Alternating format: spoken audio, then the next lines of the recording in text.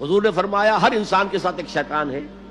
किसी सहाबी ने बड़ी हिम्मत की या जुरत की या जसारत की, जो भी चाहे आप लफ्ज इस्तेमाल करें, पूछ लिया हुजूर के आपके साथ भी है?